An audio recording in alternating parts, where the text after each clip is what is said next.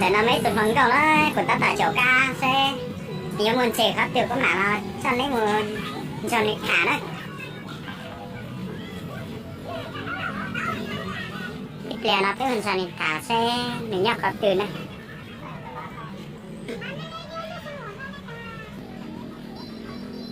ta tạo trở tụi phần cầu xe nhiều muốn cả tiền á đây làm cho nên khả mình chỉ này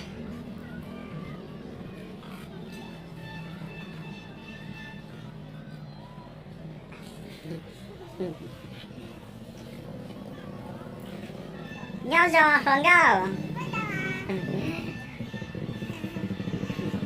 tao cho các thằng đi chỉ có tao nè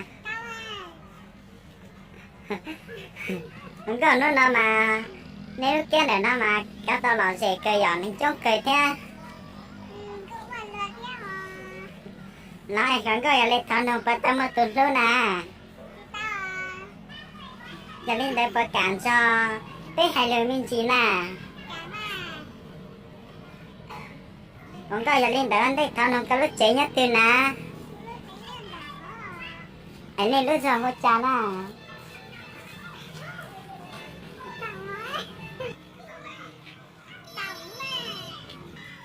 không có cho xong rồi thì khẽ thì chỉ cản cho cô hai lời nè đây nào mình sẽ liệt từ hết vào tao nè rồi xin chào bạn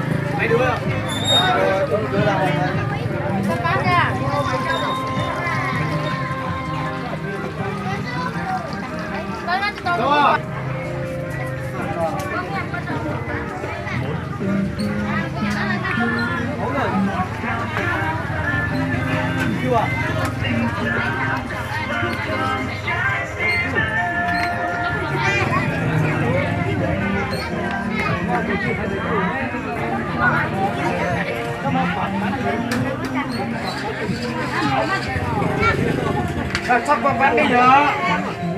qua bây giờ muốn chàng đó đó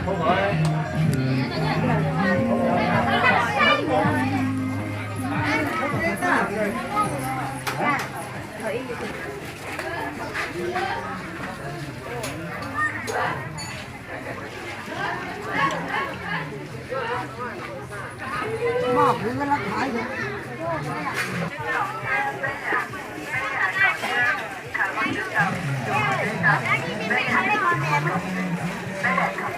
tất tần tật mà tuân toàn tuân cái gì 10.000 ba cứ 10.000 là 3 có 10 ba khẩu trang 10 ba chiếc lược 10 ba loại chảy răng 10 23 dây buộc tóc 10.000 ai giấy gì lấy ai chép nhặt thế nào cũng được lựa thế nào số 3 sẽ là 10.000 mà 10.000 thì là có 3 người luôn.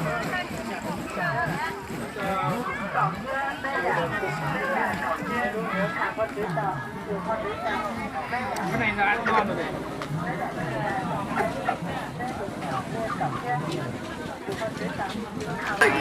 Ba bạn trẻ định tăng 10.000, hay ba dây buộc tóc 10.000 luôn. Ai lấy cái gì thì lấy, ai thích nhặt cái gì thì nhặt, nhặt thế nào cũng được, lựa thế nào cũng được.